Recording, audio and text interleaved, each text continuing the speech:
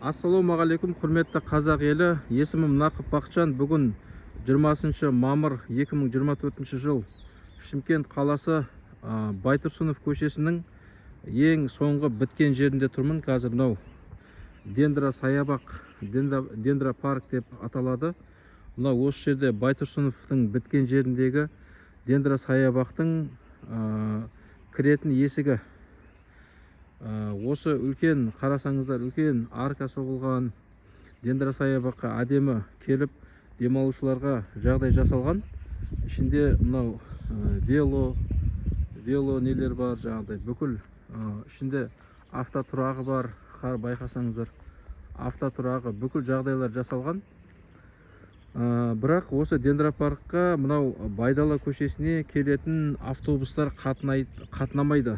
Бұл енді Шымкент қаласының әкімдігінің назарына алуды және Шымкент қаласы Абай ауданы әкімшілігінің басты назарына алуды сұраймын және талап етемін. Бұл жерге мынау Шымкент қаласының барлық жерлерінен кемінде 3 автобус осы жерге мынау Дендра саябақтың соңына келу керек. Себебі адамдар осы саябаққа келіп демалу керек. Осыны өткенде мынау Дендра саябақтың басшысының орынбасарына да бір ауыз айтқан, бұл туралы идея жақсы деді, бірақ алдағы уақытта әкімшілікке хат жолдаймыз деді. Енді қарасаңыздар, мынау Байдала көшесінде қаншама тұрғындар тұрады.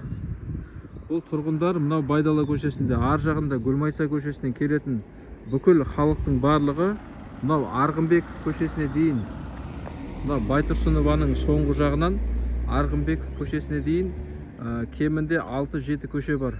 Бұл аралықта ешқандай аялдама орналастырылмаған, ешқандай аялдама қарастырылмаған. Яғни оқушылар, балалар, үлкен кісілер ешқандай автобуспен жүретін жағдай жасалмаған.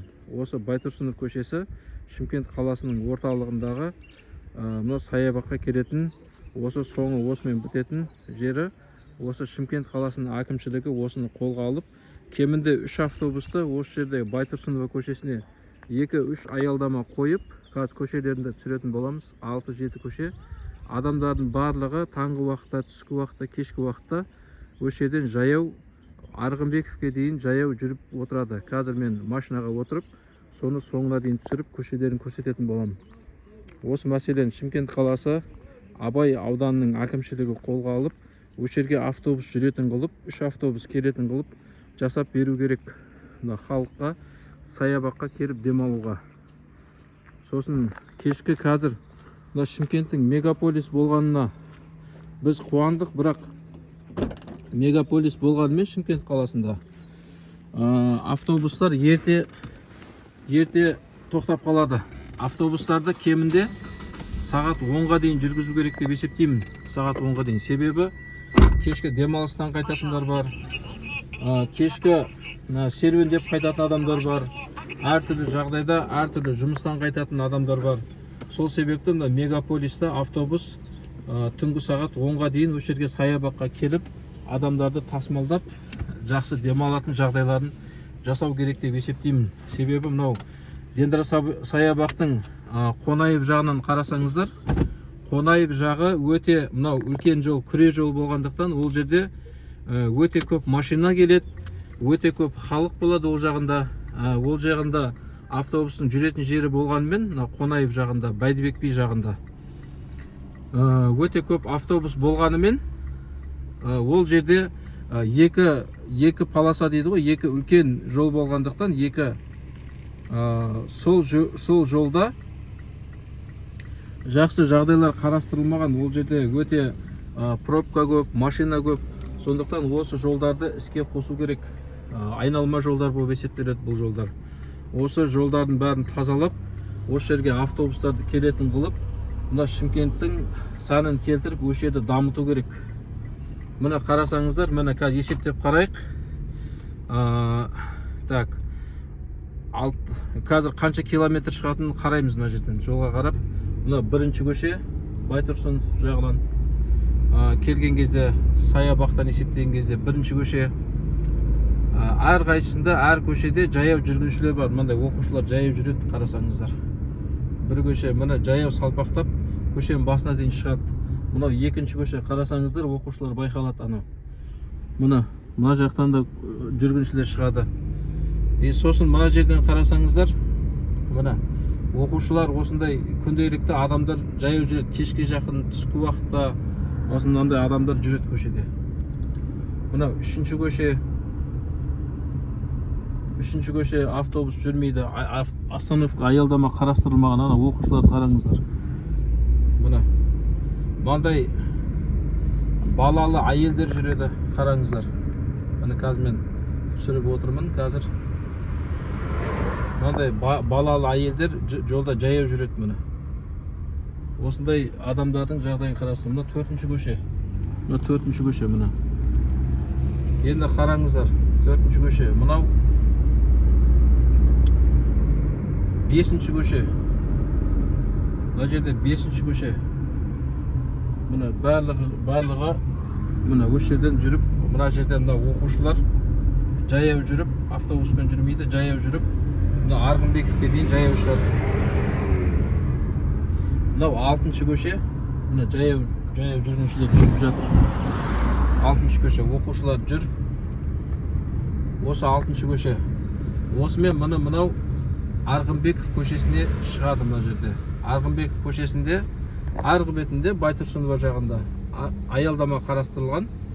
Сосын мына бұрышта қарастырылған аялдама. Сосын мынау Арғынбеков көшесінің бұрышында қарастырылған аялдама. Қазір мен сіздерге сәл жүріп көрсетейін. Мына Шымкент қаласын мегаполис деп атағанымызбен осындай кейбір мәселелер қарастырылмаған. Себебі бұл халық болған екен. 6 көшенің тұрғындарының барлығы осы Арғынбеков көшесінен жаяу шығатын болғандықтан, екіншіден бүкіл қаланың халқы мына Дендра саябаққа келіп, демалып, өздерінің таза ауа жұтуына жағдай жасау керек деп есептеймін. Мына қараңыздар. Қазір мынау Арғынбековпен оңға бұрылайық, Арғынбеков көшесімен. Оңға бұрыламыз. Оңға бұрылған кезде ғана мына жерде аялдама қарастырылған. Бұл жерде қарап отырсақ, шамамен 1 километрден шамалы асық жолда жаяу жүреді. Қазір енді басқа жаққа айналдық. Осы жолдарды ретке келтіріп, аялдамаларды орналастырып, кемінде 2 аялдама орналастыру керек. Жаңа Байтұрсынов көшесіне 2 аялдама орналастырып, Дендра саябақты Байтұрсынованың біткен жеріне, Байтұрсынов көшесінің біткен жеріне Дендра саябақты сондай көше етіп жасау керек. Мынау аялдамалардың соңғы конечный дейді ғой, автобустың конечный. Мына жерден айналма жолдар бар. Осы айналма жолдармен автобус жүріп шығып кетуіне болады. Мына жолдарды көрдіңіздер, тарылтып тастаған. Мынандай үйдің адамдары сыртынан қоршау салып тастаған. Бұл не жетпей жатқан адамдарды мен түсінбеймін. Осындай қоршау салып, мынандай үйлерінің сыртына дейін шығарып, осылай жолдың бәрін тарылтып тастаған. Мына жердегі адамдар бүкіл білмеймін, бұл жердегі адамдар өздері тал екіп тастайды, есігінің алдына мынандай жолдың бәрін тарылтып тастайды. Осындай тар жолдардың бәрін кеңейту керек деп есептеймін. Мына тар жолдардың бәрін қараңыздар. Адамдар өздері есіктердің алдына тал егіп, сондай көшелердің бәрін тарылтып тастайды. Мына осы көшелердің арасымен автобус, яғни арғы бетімен, бергі бетімен айналып өтетіндей жағдай жасап қою керек. Мына оқушылар жаяу жүреді.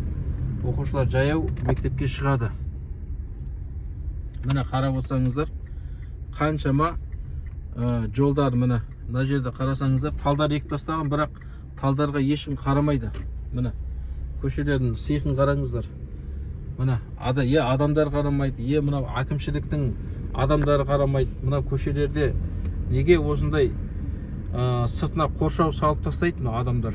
Мына қоршау салып тастауға бұған бір тыйым салатын бір заңдар бар ма? Мынау есігінің алдын қоршап тастайды, мына гүл егіп тастайды, тал егіп тастайды.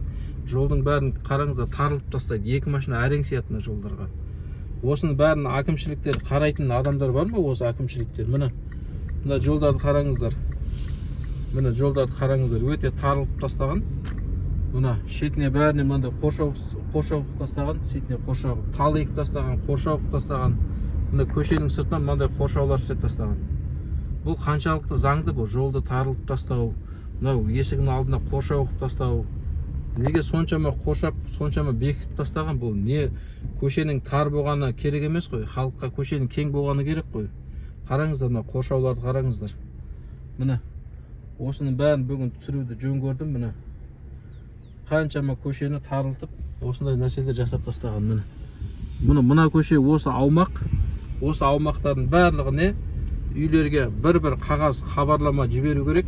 Есіктерінің алды өздерінің, яғни өздерінің шекараларынан аспау туралы нұсқаулықтар берілу керек. Әкімшілік жақсылап халықпен жұмыс жасау керек. Түсіндіру жұмыстарын жүргізілу керек. Мына жерде міне қалай болса солай алқам-салқам міне білгенін жасап жатыр. Міне есіктердің алдына қоршау қойып тастайды. Есігінің алдына әдемі тек өздерінің машиналары тұрса болды. Басқа көшенің машиналары қызық емес. Бұл жерден халық жүреді ғой. Үлкен машиналар өтеді. Міне қараңыздар.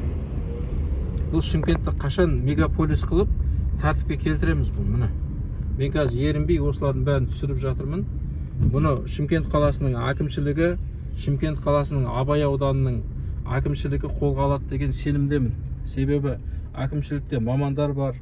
Олар өздерінің райондарын, өздерінің белгілі жерлерін жақсы біледі. Міне қараңыздар. Сыртын бәріне қоршап тастаған. Неге бұны қоршап тастайды?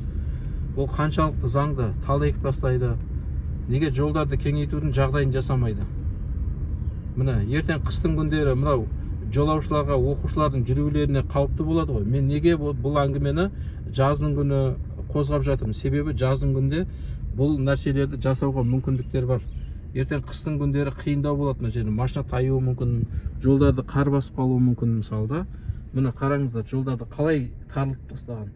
Міне талдайып тастаған, тарылып тастаған. Осы тұрғындардың бәріне нұсқаулықтар берілу керек. Жақсылап жұмыстар түсіндіру, жұмыстар жасалу керек. Міне қараңыздар, шөп басып жатыр. Ешкім тазаламайды. Мына Абай ауданының әкімшілігі жолдың шеті әкімшілікке қарайды негізі, менің білуімше.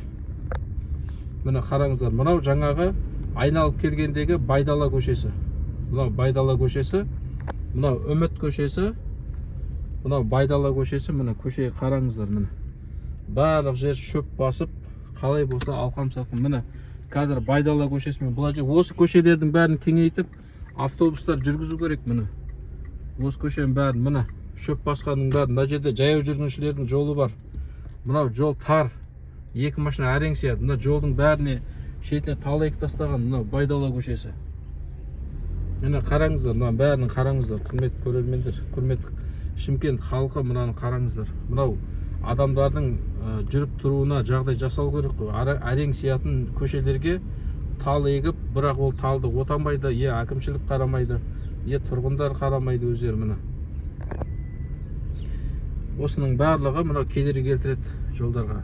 Мына жерде екі машина әрең сияды, бірақ жолдарда кедергілер өте көп. Талдар оталмаған. Міне байқасаңыздар көрініп тұр. Міне талдардың қаншалықты оталмағандығы.